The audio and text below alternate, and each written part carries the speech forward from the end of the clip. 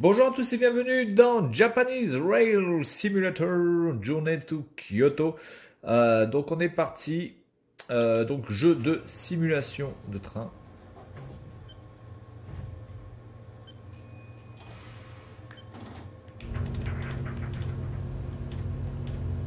Allez, on est parti. Voilà, donc là il a fallu donc que j'attende que les portes se ferment, évidemment.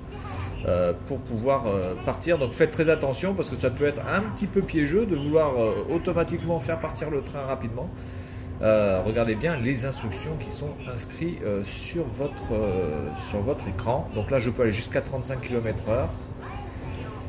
Donc là je joue avec la croix directionnelle pour pouvoir jouer avec l'accélérateur. Droite qui permet de baisser et bas qui permet d'augmenter les gaz, voilà, et le stick analogique droit qui va me permettre de freiner.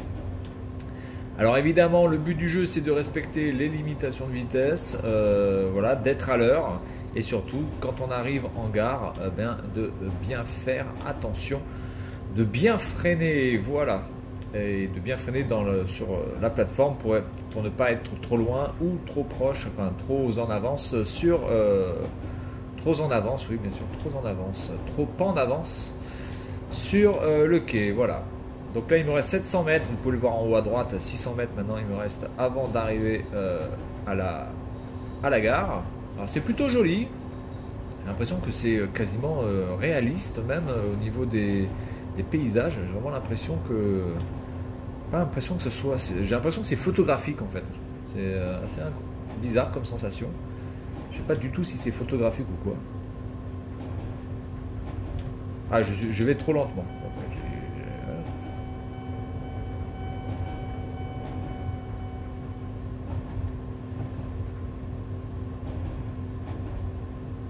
Par contre, il faut faire attention. Parce que là, c'est une descente.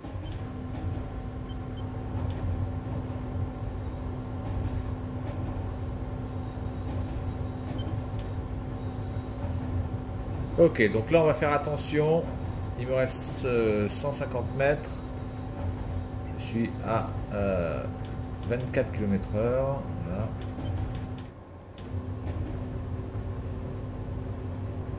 Essayons de bien gérer l'arrêt, ce qui n'est pas facile avec moi, parce que j'ai un peu tendance à galérer ma race. Oula, je vais un peu trop vite là. Oula, je vais trop vite. Ouh, l'arrêt en descente là. J'ai mal vu, j'ai mal calculé la descente, malheureusement. J'ai pas vu que c'était trop en pente quand je suis arrivé, donc du coup, mon freinage n'a pas été très efficace. Voilà, donc là, les portes se ferment. Les portes sont en train de se fermer. Et c'est parti. Voilà, vraiment un jeu sympa. Voilà, alors après, c'est dommage qu'il n'y ait pas d'accessoires. Je sais pas s'il y aura un accessoire qui sera fourni avec ce truc. Mais c'est vraiment dommage parce que tout l'intérêt de ce type de jeu, c'est vraiment d'avoir les accessoires qui permettent de conduire le train comme Dencha de Go, que j'avais déjà testé sur PlayStation 1. Voilà, alors là vous pouvez voir le petit point rouge qui est ma vitesse maximale. Ensuite là, le point vert qui est donc, je pense, la vitesse de croisière permise. Voilà, je pense que je peux aller jusqu'au point rouge, hein, voilà. En fait. Entre le point vert et le point rouge, c'est bien. Là, je suis à 500 mètres. On va essayer de s'arrêter cette fois-ci à peu près convenablement et puis on s'arrêtera là, hein, voilà. Et c'est vraiment joli, hein, vraiment joli. Photoréaliste là avec les couleurs d'automne, les couleurs automnales. Très très beau. Voilà, après c'est un petit peu dommage qu'on va se limiter certainement que à ce type de train. On ne pourra pas, je pense, conduire les trains très très très rapides. Ça c'est un petit peu dommage. Mais c'est un bon concurrent à Dencha de Go. Le simulateur. Ouh là là, attendez.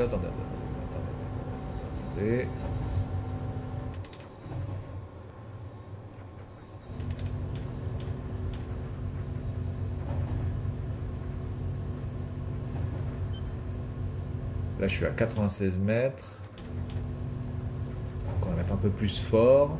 Bon, par contre, là, c'est assez moche quand même comme ça. Il faut reconnaître. Là, je suis à 60 mètres.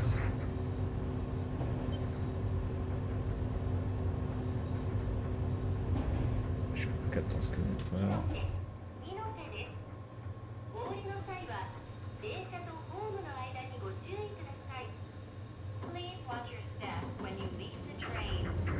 Ah, je suis pas mal là. 3 cm. Ah, putain, mais même avec ça, nom de Dieu, je suis que B, la vache. Donc j'ai dû avoir certainement un problème au niveau de la vitesse, de ne pas être trop stable ou de ne pas être trop rapide à un moment donné. En tout cas, je ne suis pas allé trop vite parce qu'il n'y a pas eu d'affiche, enfin de message rouge. Bon là, évidemment, on ouvre des trucs. Putain, je suis arrivé plus tôt de 16 secondes et je me suis arrêté à 3 cm. La vache, putain, même à 3 cm, ils me disent que c'est late, quoi. Oh la vache, putain, c'est ouf. Bien, voilà, donc, écoutez, je vais quitter. Je vais vous montrer un petit peu le menu et puis on va s'arrêter là. Voilà, donc nous avons plusieurs lignes qui vont s'ouvrir. Je pense que quand j'aurai fini la Kurama Line Down, la Up va s'ouvrir, etc. etc. Pour l'instant, apparemment, il n'y a que 5 zones, ce qui n'est pas beaucoup. Le jeu fait 3 Go et demi à peu près. Ici on pourra jouer à sur toutes les lignes et puis là on pourra faire même le free mode. Voilà, donc ce sera vraiment pas mal. Voilà, donc c'est un jeu sympathique. Par contre je connais pas le prix et je ne sais pas s'il sera disponible sur l'eShop français. Regardez bien sur l'eShop en France si vous avez la possibilité d'avoir ce jeu, mais je doute qu'il soit disponible sur l'eShop français. Donc il va falloir que vous changiez les paramètres de votre eShop ou de votre compte pour pouvoir accéder à ce jeu. En tout cas, il existe en japonais et en anglais. Voilà, il n'existe pas de traduction en français de ce jeu, ni en espagnol, ni en allemand, ni en tchécoslovaque. Voilà, donc c'est tout pour cette vidéo. Et puis moi, je vous dis à la prochaine. Salut à tous.